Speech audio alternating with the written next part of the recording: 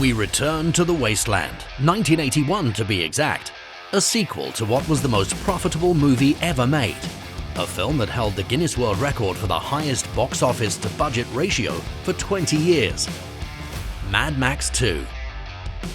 At the time, a lot of audiences didn't know what the heck this movie was even about, nor did they know it was a sequel to anything, mostly due to the decision to change the title to The Road Warrior in the US. Despite doing well in its home in Australia, Mad Max 1 only had a limited theatrical run. So the decision then was to change the name to The Road Warrior, so that audiences didn't feel discouraged from seeing the sequel when they hadn't seen the original.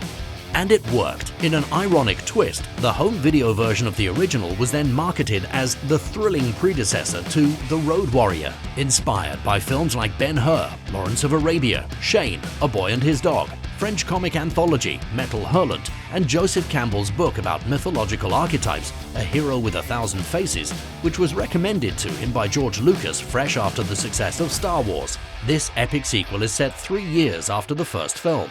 And things went full post-apocalypse super fast. We're talking full-on societal collapse, ecocide, depletion of petrol and guzzling, and BDSM aesthetics.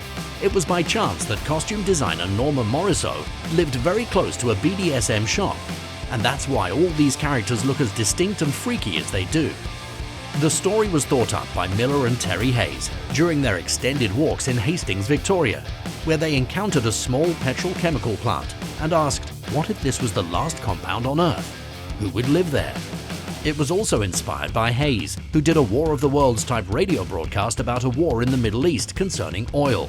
Having just gone through the oil and energy crises of 1973 and 1979, and not having heard the warnings before the radio segments, the Australian public was sent into a state of panic, as people probably had flashbacks of petrol station restrictions and the threat of societal collapse due to the inability to travel or to work, and driving to a petrol station in the morning in a massive line before petrol ran out.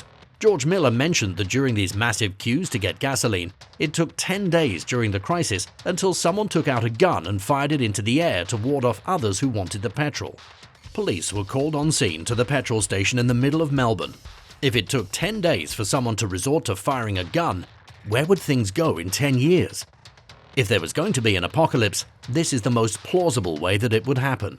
We understand that Mad Max is a fictional entertainment franchise, but it probes at real-life fear and anxiety that absolutely freaks people out. And that's what makes a film like this not so far-fetched as one would think.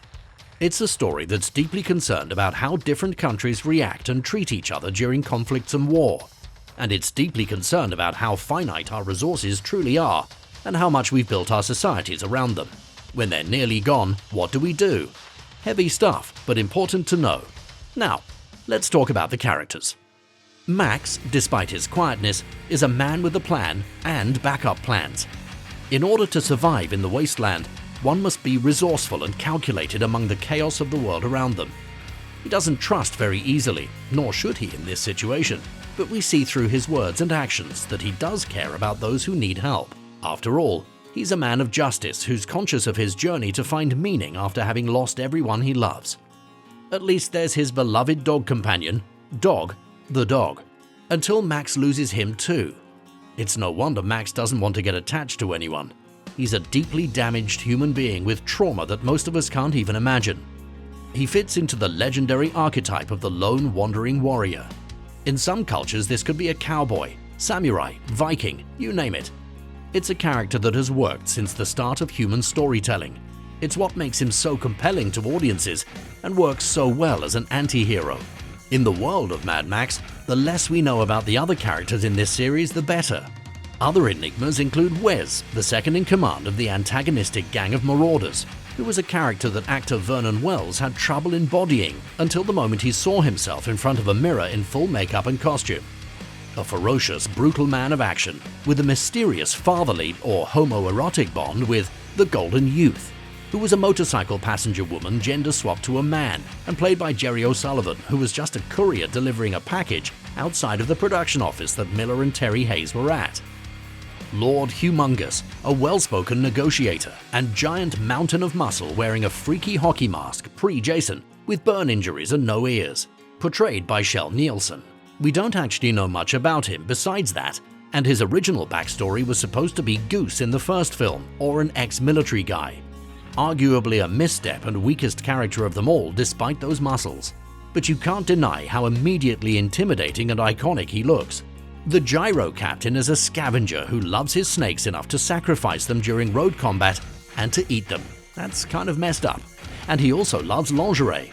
Played by Bruce Spence, and at first seems almost as scary as the other characters in the movie. But it turns out, with more time and context, he's just a lonely bloke and wants to find love and companionship while taking his gyrocopter for a spin around the post-apocalypse. I'd hang out with him at a barbecue as long as there are no snakes on the menu. He's agile, resilient, and is great for saving your skin when the situation is clutch. He deserves better than how he's treated. The other main character we have to keep an eye on is the Feral Boy, a child born into war and doom, and damn great boomerang thrower who has a love for music and backflips. Played by Emil Minty, and backflip performed by local Broken Hill gymnast Melissa Grillett. The film also does a great job setting up Chekhov's Mach R600 Cool Power Earth tanker, which appears in the beginning of the film.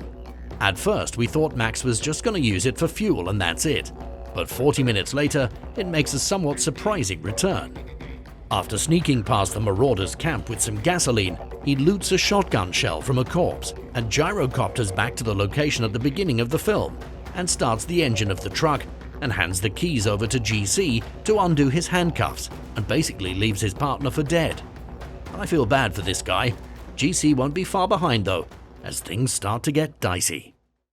Danger is everywhere in the wasteland, so before we know it, we have our first chase with this tanker in a chase scene that's great in its own right.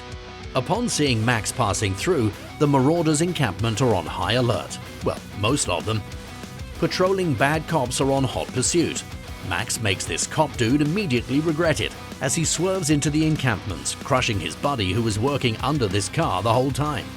Wes, hell-bent for leather and avenging his friend and partner the Golden Youth before his untimely boomerang fatality, takes out some of the tanker's wheels and is eventually able to grab and hang onto the tanker and strangle Max all the way back to the compound where the good guys are. Lord Humongous himself shoots up the engine, turning the tanker and Max into a smoky mess. Max would have been able to take out Humongous if it weren't for that dud shotgun shell he'd looted earlier. You can't catch a break in post-apocalypse. During the moat jump, a cop manning the rear dart gun is able to shoot out more wheels. The Gyro Captain throws one of his well-trained rubber snakes at them, which causes a chain reaction of him shooting his driver and launching the modified 1973 Valiant VH Coupe into some wreckage. Stunt director Max Aspin got into a brutal accident filming this scene. The injury was so bad that he had to leave the rest of the filming. No matter how much planning and skill goes into stunt work, performers are always risking their lives, especially with these giant, real, full-scale stunts. We can't stress enough how much work and danger the team put themselves in to create this film. You can't really make a film as dangerously these days in this manner. We engage in mortal combat involving elevated backflips, flamethrowers, and more crossbows. The damage the tanker received by the end of this sequence puts Max and everyone in a bad position. In order to capture the hardcore carnage in the film, the team built steel-reinforced armor for remote-controlled cameras in case the chaos got too close for comfort. They were nicknamed Ned Kellys after the notorious Aussie outlaw from the mid to late 1880s. As the final chase commences, we start the chase off with a bang, literally, as Humongous once again takes out his Smith & Wesson 44 caliber Model 29 revolver and aims it at the radiator. But unlike last time, the tanker got some upgrades and things don't go his way, even missing the gyrocopter, leaving him with one more bullet in the chamber. And if you weren't satisfied with that bang, boom!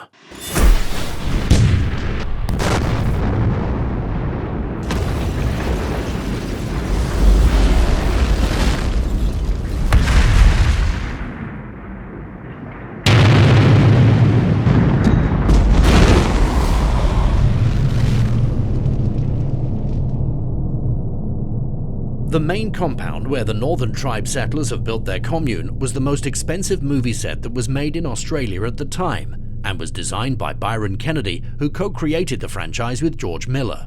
Back in Mad Max 1, the two designed the original pitch for the story and raised their own money by responding to medical calls around town with Kennedy as the driver and Miller as the certified doctor.